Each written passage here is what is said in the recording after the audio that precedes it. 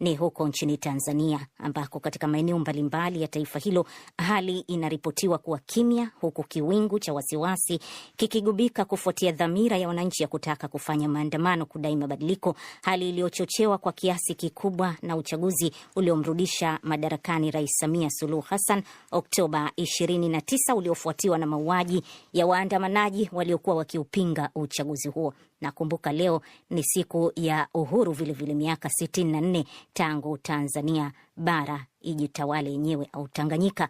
Tunajiunga na waandishi wetu kutoka Dar es Salaam, Arusha na Mwanza.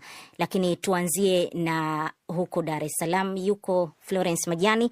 Florence, kama unanisikia vizuri, karibu sana na vizuri, tafadhali tueleze hali iko vipi katika mkoa wa Dar es Salaam? Nakusikia vizuri na kupata. Hali iko vipi Dar es Salaam? Unanipata vizuri Saumu? Tunakusikia Florence, hali iko vipi Dar es Salaam? Hali hapa Dar es Salaam ni utulivu. Mitaa mingi mikubwa, barabara nyingi kubwa, Ali Hassan Mwinyi, Mandela Road, Sam Nujoma, zote zina watu. Kwa kifupi ni kwamba usafiri wa umma, shughuli ambazo zilikuwa zimepangwa, ambazo huwa mara nyingi zinafanyika kila siku, leo hazipo. Mitaa mingi ipo kimya, watu hawaonekani barabarani, lakini pia hata usafiri maarufu wa umma, bodaboda, nazo hazipo barabarani. Lakini kikubwa ambacho pia kimeonekana ni kuwepo kwa ulinzi wa vyombo vya usalama, polisi, kwa maana ya polisi wamesimama katika barabara kuu na wameweka kabisa vizuizi vyao, kwa maana ya kuna vile vibanda vya polisi ambavyo huwa wanakaa kama doria zao za kawaida, leo vimewekwa katikati ya barabara. Na magari ambayo yanataka kukatisha katika maeneo hayo, kwa mfano hii barabara kama ya kutokea Mandela Road, imezuiwa. Kwa hiyo barabara zote kubwa zina vizuizi vya polisi ambao wanarudisha magari na bodaboda zote. Maana yake ni kwamba vikosi vya usalama vinafanya ukaguzi wa kila anayetaka kuingia katikati ya jiji. Naam, vikosi vya usalama vinafanya ukaguzi, lakini pia vinazuia magari, kama nilivyosema, magari hayapiti. Kwa hiyo ina maana mawasiliano, kwa kifupi, ingawa waziri mkuu alitangaza kwamba watu wanaruhusiwa kutoka iwapo kuna dharura au labda kama kiongozi wako wa kazi amekuruhusu kufanya kutoka, lakini sivyo hivyo inavyoonekana, kwa maana ya kwamba sasa watu wote, magari yote yakionekana tu yanazuiwa, yanaonyeshewa ishara ya kurudi kule alikotoka, na unafanyika ukaguzi wa kina. Kwa mfano maeneo ya Chanika jijini Dar es Salaam, vizuizi vya polisi vimekuwa vikikagua watu, kuwauliza unakwenda wapi, unatoka wapi, na hapa unafanya nini, na ukionekana kwamba kuna hali ya wasiwasi, basi utaendelea kubaki pale na wengine wanarudishwa nyumbani.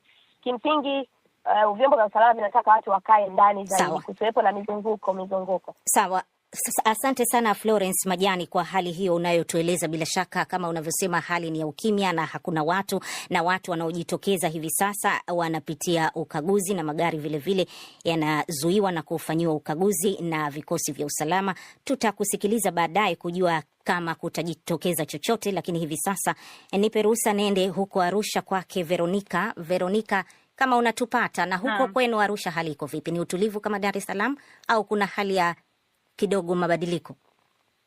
Inaweza ikawa haitofautiani sana hali na Dar es Salaam huko Arusha. Kwa mfano asubuhi nimepita katika baadhi ya mitaa, Njiro na mitaa mingine ambayo kwa kawaida inakuwa na watu wengi sana na shughuli nyingi zinaendelea. Kwa mfano mtaa wa Mbauda, mtaa wa Ngaramtoni, maeneo ya Ungani Mitedi na maeneo mengine. Ninachokishuhudia tu ni kwamba barabara ziko tupu, hakuna magari, yawe ni binafsi ama ni umma, ni machache sana ambayo yanaonekana barabarani. Lakini usafiri wa umma kama alivyoeleza Florence kule Dar es Salaam, huku nako tunashuhudia hivyo. Nimeshuhudia tu vijana wachache ambao wanatembea na kuzunguka. Nimepata pia kupanda gari moja na vijana ambao wanajadili, nasikia mazungumzo yao. Lakini nimeona wanajeshi wengi zaidi kuliko askari wa polisi. Na kijana mmoja ambaye nimemsikia alikuwa anazungumza, anasema kwamba kilichotokea Oktoba 29 ni kwamba askari wa polisi walianza kuwashambulia vijana na vijana ndio wakawa wamechukia. Lakini sasa hivi tunaona wanajeshi ndio wengi zaidi kuliko askari wa polisi. Maana yake ni kwamba haya aliotueleza Florence kwamba magari yanakaguliwa, na huko Arusha yanakaguliwa magari. Yanakaguliwa. Lakini kwa magari yote ambayo mimi nimepanda leo wanaokagua ni wanajeshi. Na sio askari wa polisi.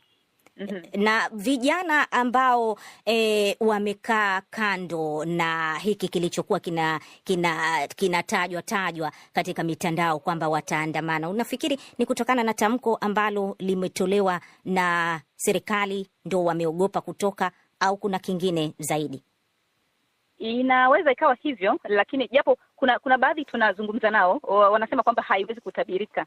Haitabiriki kwa sababu kwa uzoefu uliopita wa Oktoba 29 ni kwamba asubuhi na mida ile ya mwanzo ilionekana kama ni kawaida, lakini baadaye wakaja wakashtukiza. Kwa hiyo lolote linaweza likatokea, hatuwezi kusema chochote kwa sasa, lakini kilichopo tu sasa hivi ni kwamba pako shwari, hakuna kinachoonekana kwamba ni tishio, na mitaa mingi inalindwa hasa na wanajeshi. Na hao vijana uliowataja ambao umewaonaona vijana wachache wanafanya nini hasa? Wanazunguka, wanazungumza, wanaangalia simu zao kuona nini ambacho kinawekwa kwenye mitandao, wapi labda pengine nini kinaonekana, na mazungumzo mengi karibu yote ambayo mimi nimeyasikia watu wanazungumzia siku ya leo, na kama kuna sehemu yoyote ambapo maandamano yameanza, hakuna kitu kingine ambacho kinazungumzwa na vijana. Asante Veronica Natalis, tutakuja kwako baadaye tena pengine katika matangazo yetu ya hapo baadaye ikiwa hali itabadilika. Hivi sasa nije kwako Dr. Bulendu, kama unatusikia hapo Mwanza. Hali ya Dar es Salaam na Arusha inaonyesha sio tofauti sana. Huko Mwanza hali ikoje? Saumu, hapa Mwanza hali imekuwa ni ile ile kama ilivyo Dar es Salaam na Arusha. Deutsche Welle imejaribu kuzunguka katika maeneo mengi hapa jijini Mwanza kuanzia nyakati za asubuhi.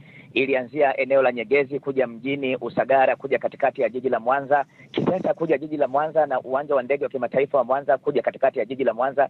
Kilichoshuhudiwa ni idadi ndogo kabisa ya watu iko barabarani. Shughuli nyingi zimesimama hii leo Mwanza, biashara zimefungwa, usafiri wa umma haupo kabisa katika baadhi ya maeneo mengi hapa jijini Mwanza, huku kinachoonekana ni pikipiki chache zikiwa barabarani katika eneo hili, maeneo mengi hapa jijini Mwanza. Saumu. Na Veronica alitaja kwamba kwa Arusha hali haiwezi kutabirika, na hapo Mwanza ni mojawapo ya maeneo ambapo Oktoba 29 hali nayo ilikuwa inatajwa kidogo imechafuka. Sijui kwa mara hii unaweza kusema kwamba huko nako hali haiwezi kutabirika? Kuna ulinzi mkali kuanzia maeneo yote ambayo yalipata madhira katika siku ya uchaguzi tarehe 29, 30 na 31, huku vikosi vya jeshi la polisi na jeshi la ulinzi vikiwa viko mabarabarani, tofauti na ilivyokuwa tarehe 29. Safari hii Mwanza, jeshi la wananchi Tanzania pamoja na jeshi la polisi kwa umoja wao wamekusanyika, wako mitaani wakiwa wanaimarisha ulinzi, na hii inaonyesha kwamba inawezekana hii leo kukawa kuna haja ya utulivu mpaka nyakati za jioni, kwa sababu watu hawajatoka wala biashara nyingi hazijafunguliwa. Eneo pekee ambalo Vele limeshuhudia angalau watu wametoka na wanafanya angalau shughuli ndogo ndogo ni eneo la Kishiri ambao liko Nyamagana hapa katika jiji la Mwanza. Angalau inaona. Tukushukuru Dr. Bulendu kwa hayo uliotufahamisha kutoka huko Mwanza. Msikilizaji, walikuwa ni waandishi wetu Florence Majani, Veronica Natalis na Dr. Bulendu katika maeneo mbalimbali ya Tanzania.